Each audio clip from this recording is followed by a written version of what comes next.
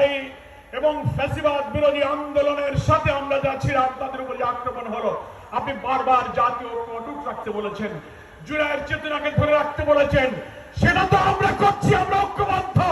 কিন্তু আপনার সরকার ব্যর্থ হয়েছে এই কারণে যে আপনি একটাও ফ্যাসিবাদের অস্ত্রধারী ধর্ষকদেরকে গ্রেফতার করতে পারেননি। আমরা আজকে দাবি জানাতে চাই, রাজধানী ঢাকা থেকে বাংলাদেশের গ্রামে গঞ্জে শহরে নগরে বন্দরে প্রত্যেকটি থানায় আপনার পুলিশ অফিসাররা জানে সশস্ত্র অস্ত্রধারী কারা, তাদের তালিকা থানায় আছে, অবিলম্বে তাদেরকে গ্রেফতার করুন।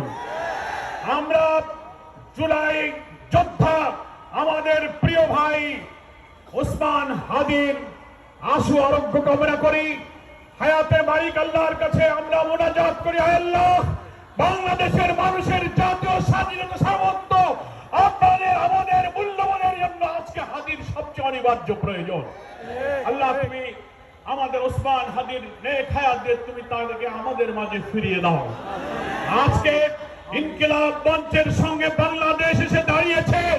মনে রাখতে হবে, নির্বাচনকে বানচাল করার প্যাকেজ প্রোগ্রামের মধ্য দিয়ে এই দেশকে ভারতীয় আধিপত্যবাদের করণ রাজ্য বানানোর এই চেষ্টা আমরা কখনো সফল হতে দেব না।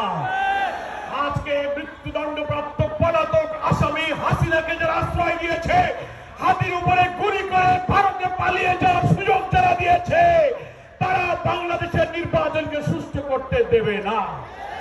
তারা হয়তো ভাবতে পারে আওয়ামী লীগকে ইলেকশনে আনো, ইনক্লুসিভ ইলেকশনের নামে, রিফাইন আওয়ামী লীগের ইলেকশনের নামে টকশোতে সুশীলরা, বুদ্ধিজীবীরা কর্পোরেট হাউসে বসে বসে যে ন্যারেটিভ উৎপাদন করে হাতির দিকে টার্গেট করলেন।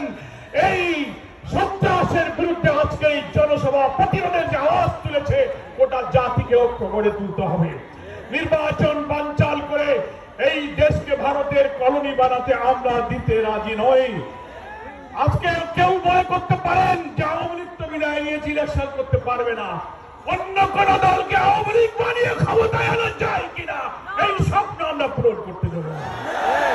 আজকের এই সন্ধ্যায় ওসমান হাদির জন্য আবারও তার দীর্ঘ হায়াত কামনা করে গোটা জাতিকে ফ্যাসিবাদ বিরোধী সংগ্রামে জাতীয় ঐক্য রূপে দাঁড়িয়ে আসুন আমরা আমাদের জাতিসত্তাকে, অখণ্ডতাকে রক্ষা করি, সেই আহ্বান জানিয়ে বাংলাদেশ জামাত ইসলামীর সংগ্রামী আমির ডাক্তার শফিকুর রহমানের পক্ষ থেকে আজকের এই সমাবেশে সংহতি প্রকাশ করে আমি আমার বক্তব্য শেষ করছি।